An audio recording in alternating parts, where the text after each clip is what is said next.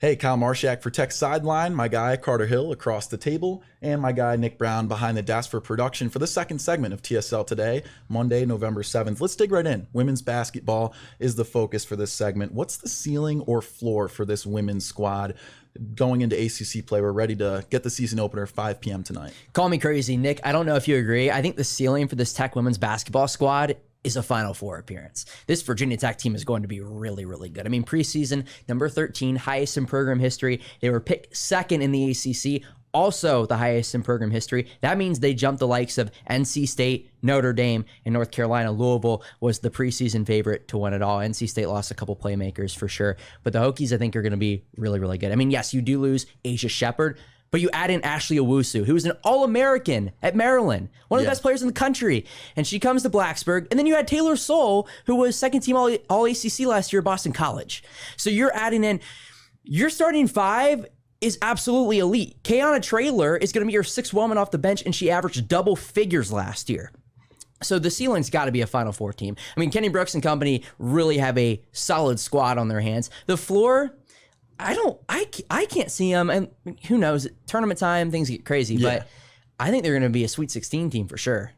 I like it. And you mentioned how when March rolls around, things do get crazy in women's basketball, or just basketball in general, let's be honest. So last year, first round, 12 seed loss to FGCU. You think that's a possible, opportunity for women's squad to kind of get taken out early again? You said Sweet 16 is the floor. Are you sure they don't go lower than that? Who knows? Like I said, tournament time gets crazy. Florida Gulf Coast, in fairness to the Hokies, was a tough matchup for Virginia Tech last year. Just the way they played. Well, they were a 12 seed, and I'm pretty sure in the AP poll they were ranked 23rd when the NCAA tournament started. I mean, that's crazy. So they got a tough draw. I think that's more motivation for Kenny Brooks and company to go further. I mean, Tech hasn't been past the first round of the NCAA tournament in almost 20 years. And this is going to be likely Tech's third straight year going to the NCAA tournament. Kenny Brooks is certainly building something special. And I think this is the year that they're ready to take that step forward with who they have on the floor. I like it. And speaking of taking a step forward, I mean, considering the roster they had last year, the talent they had, Asia Shepherd, who's now a WNBA champ, they lose her, but they get Owusu and Soule in. What a talented squad. What was your reaction when they got those two facets added to the roster? It is a deep, deep 13th ranked team for women's squad. Ashley Owusu, I had heard of her during her career at Maryland. I mean, she's a Woodbridge, Virginia native. When you're an All-American, obviously, which is in Northern Virginia, just so you know. Yeah, I'm from New York. I don't know what that is. Well, no, when they got Owusu, I'm thinking like, she was a productive player at Maryland. What in the world happened there? I mean, last year she averaged 14 points a game. She's a 1,200-point scorer with the Terps, and Maryland is no slouch. I mean, I think they're preseason number 17 to open up the season. They're consistently a top 10 team. They hosted that regional that Virginia Tech went to last year and lost to Florida Gulf Coast. Had the Hokies had beaten Florida Gulf Coast, they would have played Maryland in the second round. So this Terps team is a solid team. So for her to leave and come to Virginia Tech, but I think Kenny Brooks has talked about it. She just wanted to play with the likes of Liz Kitley and Georgia Amor and Kayla King. Same thing with Taylor Soule. Taylor Soule played against Virginia Tech for 4 years at Boston College. And she's like, I want to be a part of that. Kenny Brooks sat on the TSL podcast and described to, I think it was David and Jake Lyman, who just left, by the way. Miss you, Jake. Love you, Jake. And so he was describing to them that Taylor Soule got on a Zoom with Kenny Brooks, and Coach Brooks was trying to continue to pitch Virginia Tech. And Taylor was like, Coach, I'm coming here. I'm coming here. And then you bring in her teammate Clara Ford from Boston College as well. Kayana Traylor comes back. Like I said, she's going to be your sixth woman. She averaged double figures last year. She's on the ACC All-Tournament team in Greensboro.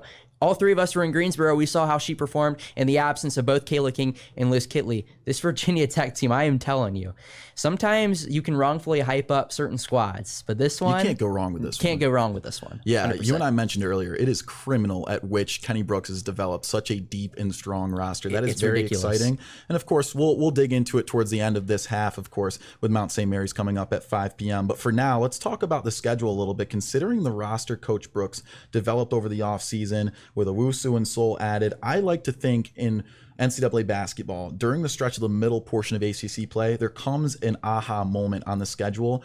Do you see this happening for Virginia Tech, where you can kind of tell what their true colors are, if they're going to keep up with that top 15 ranking? If so, what test will that be? What team is going to expose those true colors? Virginia Tech is going to be challenged in the non-conference. I will say that. That's a good thing. Yeah. If they have a couple losses going into conference play, maybe more than the men, that's not exactly a bad thing, because guess what? They go to the Bahamas. They play a really good Missouri team. They play Kentucky, who just won the SEC last year, a really good league. Then you return home after a game against Longwood.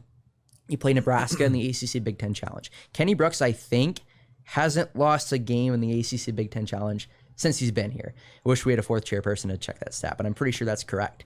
Nebraska is a top 25 team. They come to Blacksburg. 3 days later, we're going to Knoxville, Tennessee. The Hokies are going to be playing Tennessee over there in the home of the Volunteers, and that could very well be a top 10 matchup. I mean, that's an ESPN2 game at 1 o'clock on a Sunday. It's the Jimmy V Classic.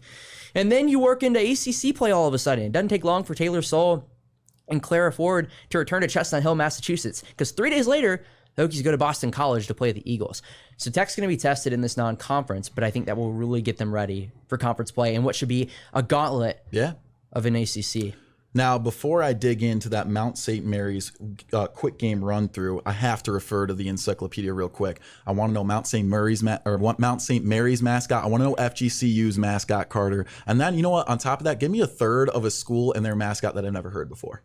Oh, gosh. Well, first off, Mount St. Mary's, they're actually the Mountaineers. But they go as the Mount. There's a handful of those. Yes. I'm actually going to, I got to hit up Evan Hughes after this and say, are you going to refer to them on the broadcast tonight? Because I'm calling it for 3304 Sports. We got, West Virginia, App State, and you're saying the Mountaineers are over in Mount St. Mary's? Yeah, they're technically the Mountaineers, but everybody calls them the Mount. The Mount, okay. And then Florida Gulf Coast, they're the Eagles, I'm pretty sure. Is that correct? Yes, okay. Nick's they're giving the us Eagles. a thumbs up. A random one, I always use this one, the Long Beach State Beach. That's a good one. Pepperdine Wave? Oh, doesn't Pepperdine? Yeah, I was going to say Pepperdine has a goofy one too.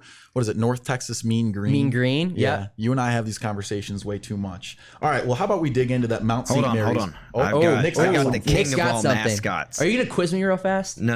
Okay, good. So I actually looked at a small school in Indiana called Indiana Purdue Fort Wayne.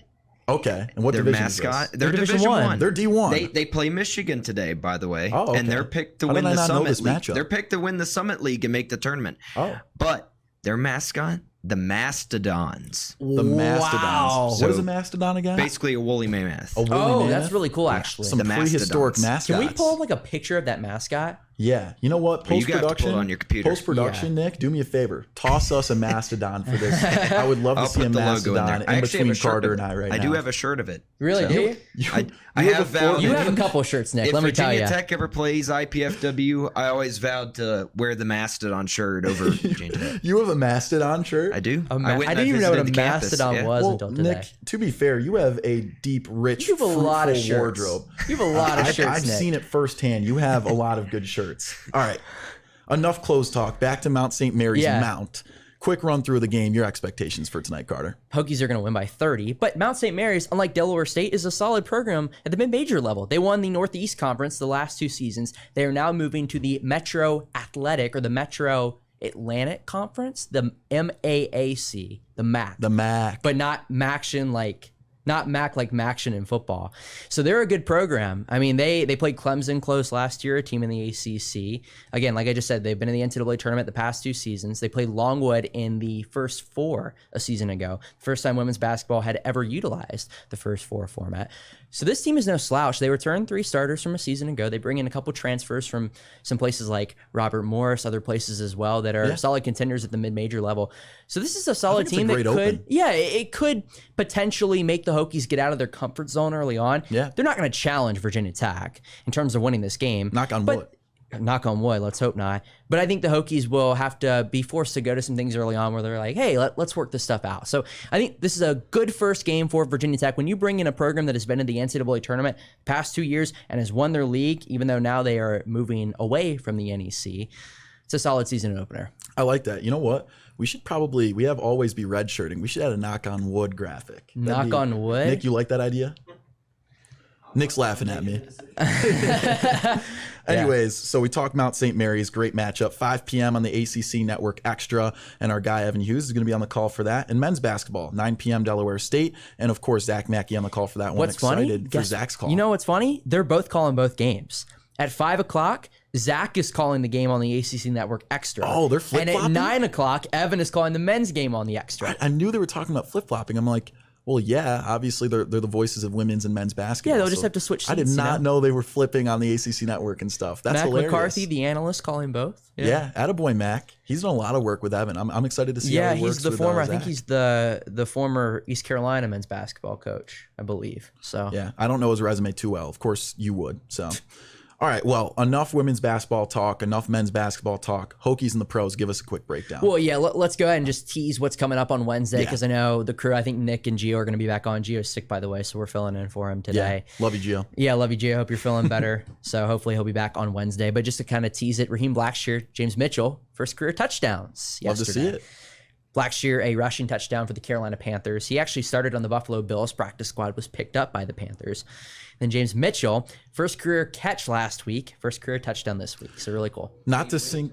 Oh, game-winning touchdown for the Detroit Lions, a 15-9 win over Green Bay. Yep. I was going to say, not to sink my fork and knife in too deep into this steak, but it's really cool to see Mitchell, after tearing his ACL last year, 100%. to come back and get that job in the NFL that before that injury he was bound to have. So that's pretty sweet. Well, that about wraps it up for this segment for TSL today. Kyle Marshak with Carter Hill, and of course Nick Brown behind the desk, the man, the myth, the legend. Thank you, Nick. Hey, we're signing off from the Corporate Research Center, Mount St. Mary's, 5 p.m. and the ACC Network Extra. Men's basketball, 9 p.m. against Delaware State. Should be a great challenge, ACC Network Extra. But for now, Kyle Marshak signing off on TSL today. Enjoy the games in Blacksburg. That was great, Chad.